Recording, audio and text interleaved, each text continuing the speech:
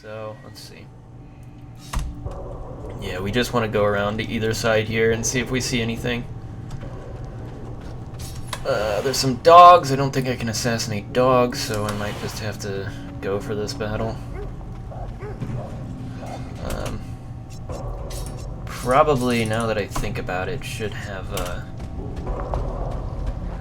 Oh, there we go.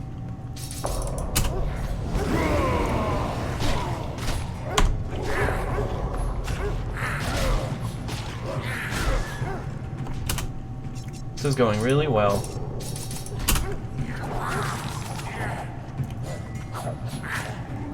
I love that that attack's kind of ranged.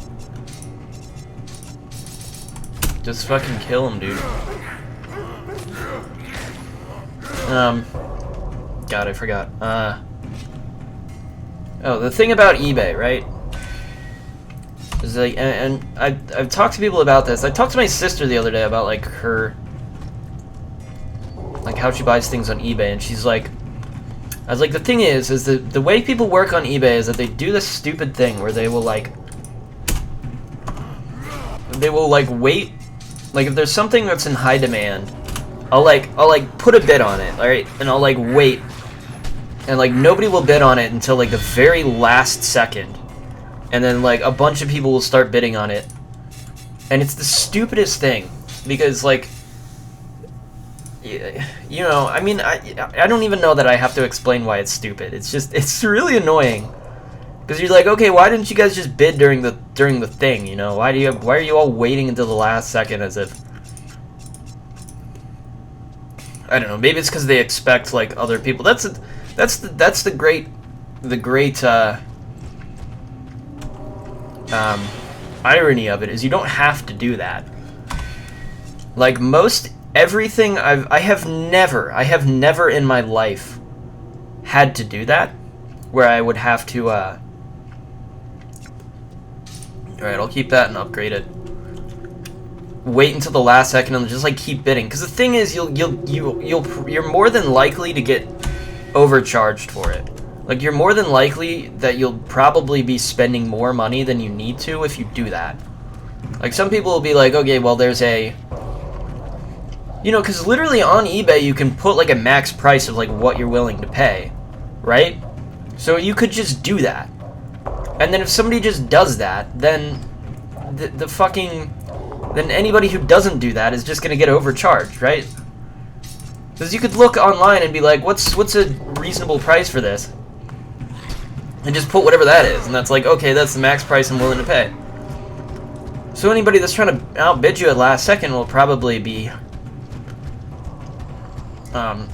overpaying for it, I'd imagine, unless you do just win on that. I don't usually go by that. That's not what I usually do. I just try to like get the lowest price at any given time. So I'll like, what I usually do is I look up online I look on eBay, and I try to find the next, whatever the next item is at a higher price. And I'll bid up to that point, so this way, if I keep on top of it, I'll end up with the lowest price. But the only reason that it doesn't always work is because you kind of get outbid last second. Otherwise, it works well enough, you know? But I've had a lot of things where, like, that happened to me so many times for, like Eternal Darkness. That was a game I wanted to get on the GameCube. Took me forever to get it. Another game was PN03 on the GameCube. Always was interested in that. It got terrible reviews when it was released. But it was one of like the Capcom 5, so I have a copy of that now. I have a copy of Final Fantasy Crystal Chronicles. I've kind of just been going and trying to pick up everything that like I kind of wanted to have it at any point. I have to find sticks before going anywhere. Why is he not here? Need him again.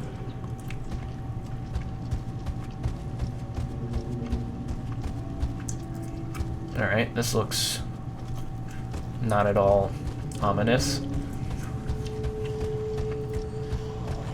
I'm sure I could probably just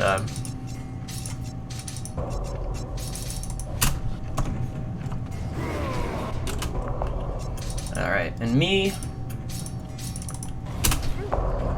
We're gonna range. Yeah, I ended up getting those at, like, really good prices because I was just sitting there being patient and, like, putting out whatever my highest... You know, just doing that. And... So I was getting good prices. When I eventually finally got them because I just got lucky and nobody outbid me, right? I'm like, oh, well, I got the best possible price I could have reasonably got it for. And so you just have to do that. But people are stupid and they'll, like, bid last second and pay even more and, like, up the price of what's reasonable. It's stupid. And, like, shouldn't work like that. And you can't even, like... Retro game stores always overcharge the shit out of everything. Like, we used to have this shop near our house. It's closed now. But we had this shop called Buybacks, right? And it was like... It was one of the more interesting stores because they sold, like, old movies, DVDs, music. They didn't have a good music selection at all, so I don't even know if I want to say they sold music. But their game selection was, like, all retro stuff, and then their DVDs. They offered better prices if you sold stuff to them than like GameStop would. GameStop always, like, they always fuck you over with their prices. It's just terrible.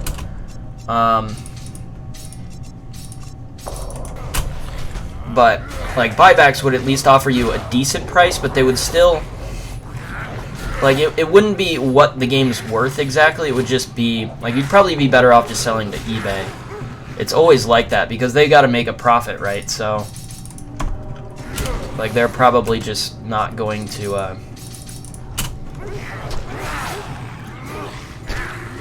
you know, give you the price at which...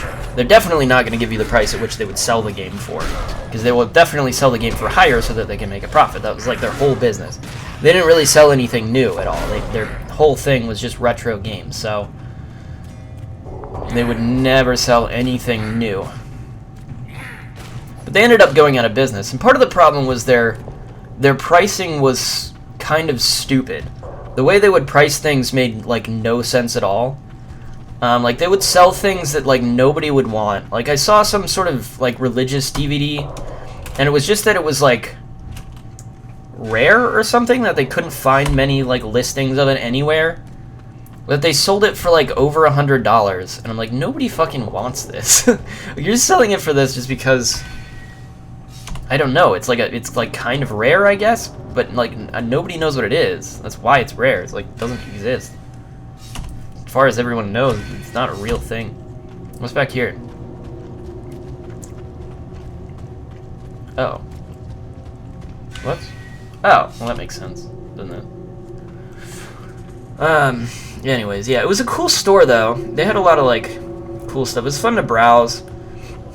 And because GameStop didn't really offer much in terms of, retro games. I mean, they started to do it, like, late.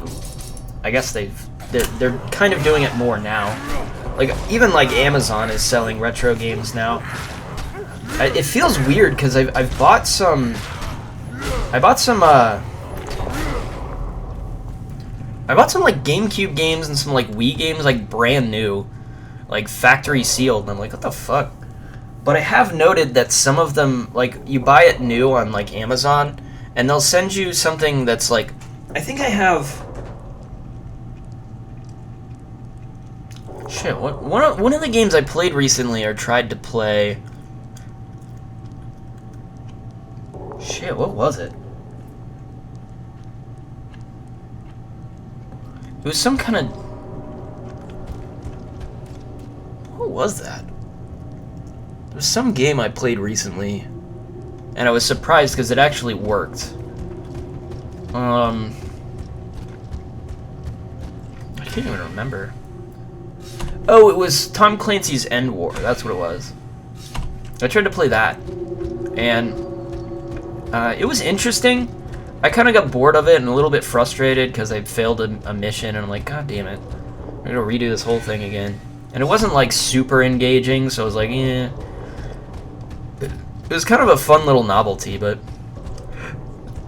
yeah, the disc said it was like from, it was like a United Arab Emirates version of it, and I'm like, is this even gonna work? And I also noticed that I bought a copy of Xenoblade Chronicles New on the Wii, and it says the same thing. It also says it's like from Malaysia or something. And I'm like, I don't even know. I haven't even actually tried it to see if it'll work. But I'm like, oh, well, that explains why it was brand new. But it's not like they made any indication of that when I bought it. So we'll see if it actually works or not, but it's fascinating. I bought Four Swords Adventures brand new. I'm like, what the fuck? Why does this even exist? Like, I didn't own that game. I played it at my friend's house a long time ago, but I never owned it. Oh, is he attacking me? I'm getting close to actually dying here. Should probably be more careful. But yeah.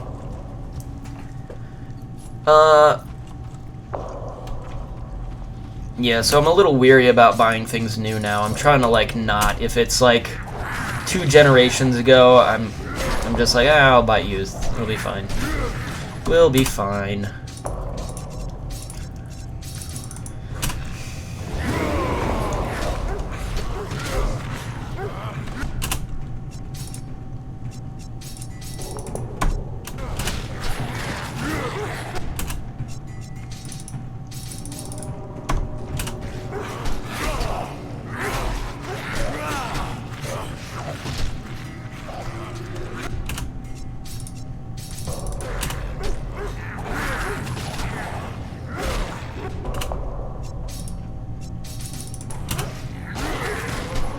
Cancel that attack. I kind of want to